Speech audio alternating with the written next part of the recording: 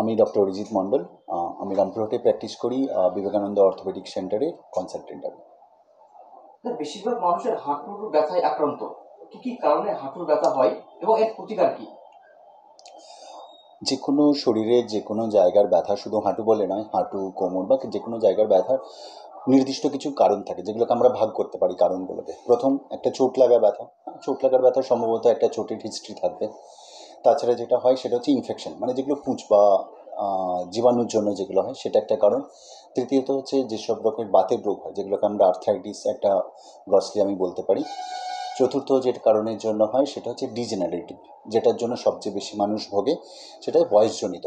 বয়সের কারণ, যত বয়স বাড়তে থাকে আমাদের, সারা বয়সে আমরা যেসব কাজকর্মগুলো করে থাকি সেই কাজকর্ম করার জন্য আমাদের হাঁটুর তো নয়, যে কোনো শরীরে যে কোনো জায়গার উপরে যে এফেক্ট পড়ে সেটার জন্য যে কারণে কষ্টগুলো হয় সেগুলোকে আমরা ডিজেনারেটিভ বলি। আর যেটা আছে সেটা হচ্ছে নিওপ্লাস্টিক বা টিউমারের কারণে যেটা হয় সেটা খুব রেয়ার, যদিও খুব একটা আমরা সচরাচর রোগীর মধ্যে পাই না। অন্যান্য কারণের জন্য এই কারণগুলো একটু কম। শিরার ব্যথার বহু মানুষের ভুল ধারণা, এটা কি বাতের ব্যথা? প্রথমত, শিরা কথাটার মধ্যে প্রচুর লোকজনের ভুল ধারণা আছে। শিরাকে আমরা বাংলায় যেটাকে শিরা বলি, সেটার অ্যাকচুয়ালি ইংলিশ হচ্ছে ভেন, যেটার মধ্যে রক্ত চলাচল করে। শরীরের বাকি জায়গা থেকে রক্তগুলো আমাদের হার্টের মধ্যে আসে, সেগুলোকে শিরা বলা হয়। ধমনী বলা হয় যেটা হৃৎপিণ্ড থেকে বাকি শরীরের মধ্যে যেটাতে রক্ত পৌঁছে যায় সেটাকে ধমনী বলে। মানুষ যেটাকে শিরা বেশি বলে সেটা হচ্ছে স্নায়ু, নার্ভের প্রবলেম। তো নার্ভের প্রবলেমগুলোকে আমরা ম্যাক্সিমাম লোকজন শিরার রোগ বলে অ্যাড্রেস করেন, যদিও সেগুলো পেশেন্ট এলে আমরা পেশেন্টকে ভালোভাবেই বোঝাই যে অ্যাকচুয়ালি শিরা মানে কী হয়। তো শিরায় রোগ ভোগা বলতে পারে, এই যে বললাম, যেহেতু সব মানুষই সব রোগকে শিরার রোগই বলে, সেই জন্য শিরার প্রবলেম সেই জিনিসটা ব্রডলি কথাটা, রোগের পরিমাণটা মনে হয় অনেক বেশি শিরার রোগের কথা। বাট অ্যাকচুয়ালি নার্ভের প্রবলেম হয় না নয়, যারা সুগার পেশেন্ট থাকে তাদের বেশি করে হয়, বা কিছু কিছু কম্প্রেসিভ মাইলোপ্যাথি যেগুলো বলি আমরা, যে কোমরের হাড় থেকে শিরাতে চাপ পড়া, সেটার কারণে হয়। যারা বিড়ি সিগারেট বেশি খায় তাদের পেরিফেরাল নিউরোপ্যাথি বা শিরার একদম যেগুলো দূরের যেগুলো স্নায়ু থাকে সেগুলোতে বেশি অসুবিধা হয়। বাট গ্রসলি সবচেয়ে বেশি সম্মুখীন যেগুলো হয়, যেগুলো বাতের রোগ বা বয়সজনিত বাতের রোগ থাকে, সেগুলোকেই মানুষ শিরার রোগ বলে অ্যাড্রেস করে, আমাদের কাছে সেগুলো এসে কমপ্লেন করে। মহিলারা কোমর সংক্রান্ত ব্যথায় সচরাচর ভোগে, সুস্থ থাকতে তাদের কি কি করণীয়? অ্যাকচুয়ালি কোমর ব্যথা মায়েদের অ্যাকচুয়ালি বেশি হয় এই জন্য, কারণ একটা এজের পরে মায়েদের যেই মেনোপজ বা মাসিক বন্ধ হয়ে যাওয়ার পরে শরীরের মধ্যে কিছু হরমোনাল পরিবর্তন হয়, যার জন্য শরীরের মধ্যে ক্যালসিয়ামের অভাব একটু দেখা যায়। ক্যালসিয়ামের অভাবের জন্য হাড় আস্তে আস্তে পাতলা হতে থাকে। কিন্তু মায়েদের কাজকর্মের পরিমাণ ওই বয়সে একদম কমে না, তো সেই কমার জন্য, তার সাথে শরীরের কাঠামো আস্তে আস্তে দুর্বল হওয়ার জন্য কোমরের ব্যথা বা বাকি শরীরের ব্যথা আগের থেকে, যেটা কম বয়সে হয়তো কাজ করলে এতটা ব্যথা হতো না, কিন্তু 40-45 এই বয়সের পর থেকে ব্যথাগুলো আস্তে আস্তে বাড়তে থাকে। প্যারালাইসিস কি শিরার সমস্যা থেকে হয়? এই আবার সেই বললাম, প্যারালাইসিস কথাটার মানেই হচ্ছে যে অবশ হয়ে যাওয়া, বা যতটা আমার পায়ের বা বাকি হাতের যতগুলো জোর তার চেয়ে কমে যাওয়া। খুব যদি কমে যায় সেক্ষেত্রে একদম প্যারালাইসিস কথাটা বলি, অল্প কমলে সেক্ষেত্রে প্যারাসিস কথাটা আমরা ইউজ করি। তো প্রত্যেকটা ওই যে বললাম স্নায়ুর প্রবলেম, সেটা একদম কোমর থেকে বা শিরদাঁড়া থেকে শিরাতে চাপ পড়েও হতে পারে। আর কোনো রকম শিরার রোগ যেগুলো হয়, যেগুলো সুগার বা বিড়ি সিগারেট খাওয়ার জন্য, সেগুলোর জন্য কিন্তু যত দূরের শিরা সেগুলোর বেশি প্রবলেম হয়, বা দূরের স্নায়ুর বেশি প্রবলেম হয়। হাড় এবং শিরা এই দুটোকে সুস্থ রাখতে মানুষের করণীয় কি কি? প্রথমত হচ্ছে হাড়, হ্যাঁ অবশ্যই কম বয়সের ক্ষেত্রে হাড় যথেষ্ট শক্ত থাকে, যখনই বয়স বাড়ে তখনই হাড় দুর্বল হতে থাকে, তখনই হাড়ের সমস্যাগুলো বাড়তে থাকে। এবার করণীয় হচ্ছে অন্য কিছু না, আমাদের প্রত্যেকটা শরীরের কিছু স্ট্রাকচার আছে, সেগুলোর প্রত্যেকটার একটা পারফেক্ট একটা পজিশন আছে। যেরকম আমরা কোমর সবসময় সোজা করে রাখার কথা বলি, কারণ কোমর যখনই আমি বেশি বাঁক করি বা সামনের দিকে ঝুঁকি, তখনই কোমরের হাড়ের যে অ্যালাইনমেন্ট থাকে, হ্যাঁ, সেটা অনেকটা চেঞ্জ হয়, পরিবর্তন হয়। অ্যালাইনমেন্ট পরিবর্তন হলেই সেক্ষেত্রে কোমরের হাড়ের উপরে খুব চাপ পড়ে। তো সেই চাপজনিত কাজগুলো যদি আমরা দীর্ঘদিন ধরে করে থাকি, তখনই সেক্ষেত্রে হাড়ের কিন্তু সমস্যা শুরু হয়। আরেকটা জিনিস লোকজনের ভুল ধারণা থাকে, বা লোকজন বুঝতে চায় না, যে শরীরটা আমাদের শুধুমাত্র হাড় দিয়ে নয়, তার চারিপাশে মাংসপেশি দিয়েও তৈরি। তো শুধুমাত্র হাড় দুর্বল বা হাড়ের কারণের জন্য সারা শরীরে ব্যথা, এরকম ব্যাপার না। মাংসপেশির একটা রোল থাকে, যে রোলটা খুব বেশি যখন বয়স বাড়ে, যখন হাড় দুর্বল হয়, তার গুরুত্বটা অনেক বেশি বেড়ে যায়। এই জন্য বেড়ে যায় কারণ মানুষজন একটু ব্যথাভূতি শুরু হলে হাঁটাচলা কম করে দেয়, বা শারীরিক যেগুলো কাজকর্ম নিত্য নৈমিত্তিক কাজ থাকে, লাইট এক্সারসাইজ হোক, একটু ব্যায়াম হোক, সেগুলো কম করে দেয়। তাতে কী হয়, মাংসপেশিও দুর্বল হতে শুরু করে। যখনই মাংসপেশি দুর্বল হয়, তাদের যে কাজ থাকে হাড়ের চারিদিকে, হাড়গুলোকে স্টেবিলাইজ করা, হাড়গুলোর উপরে যাতে চাপ কম হয়, সেগুলো তাদের কমতে থাকে। তখনই সেক্ষেত্রে কিন্তু হাড়ের উপরে চাপ বা জয়েন্টের উপরে চাপ অনেকটা বাড়তে থাকে।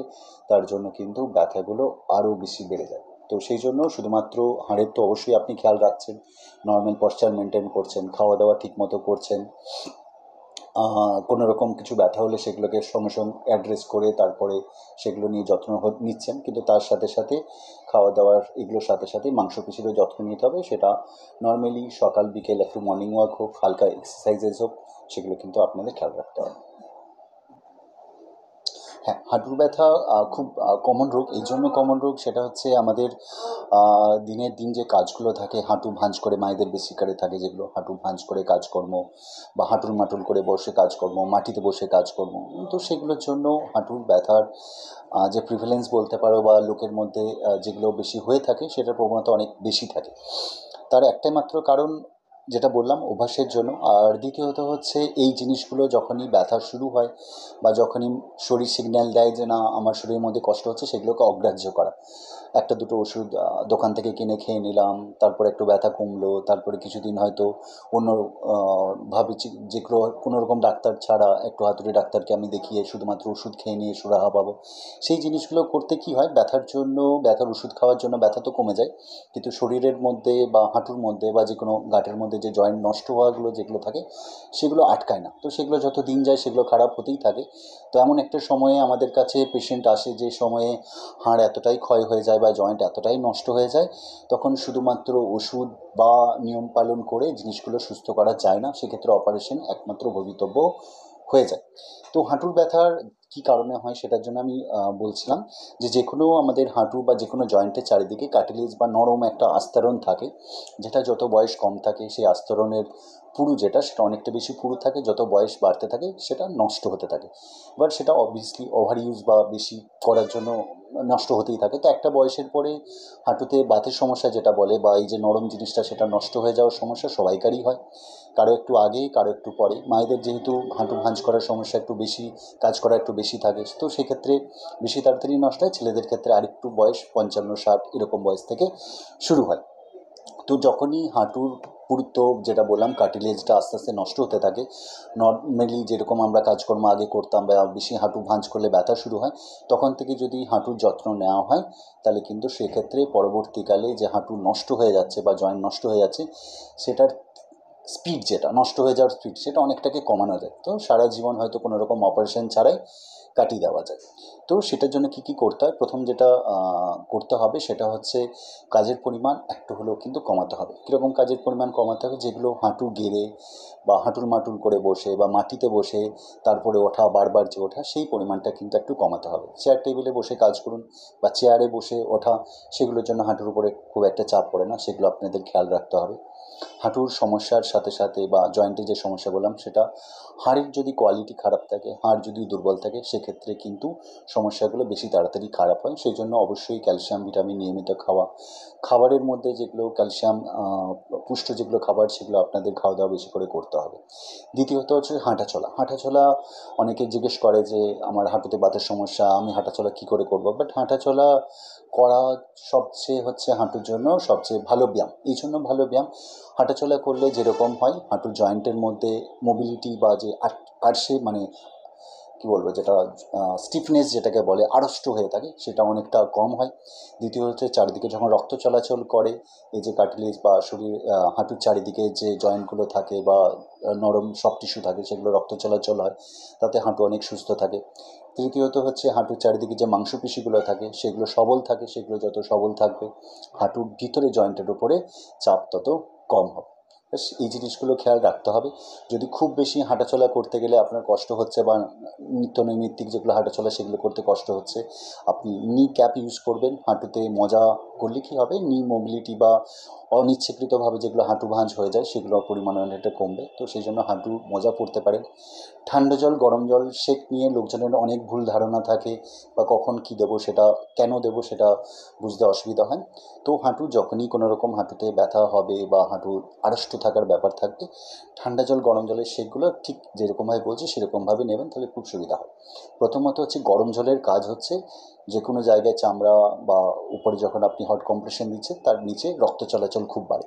যখনই রক্ত চলাচল বাড়বে তখনই মাংসপেশি একটু শিথিল হবে, মাংসপেশি যখনই একটু শিথিল হবে তখনই নর্মাল নড়াচড়াগুলো অনেকটা বেশি করতে পারবো। তো যখন আপনি সকালে ঘুম থেকে উঠে দেখছেন যে আপনি হাঁটু নর্মালি নড়াচড়া বেশি করতে পারছেন না, আড়ষ্ট ভাব থাকছে, তখন কিন্তু আপনাকে গরম সেক দিতে হবে।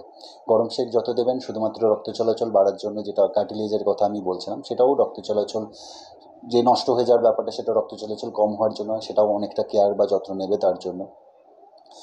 তৃতীয়ত হচ্ছে ঠান্ডা সেকের গল্পটা যেটা বলছিলাম, ঠান্ডা সেকের কাজ হচ্ছে রক্ত চলাচল একদম কমিয়ে দেওয়া, তো জিনিসটাকে অবশ করে দেওয়া।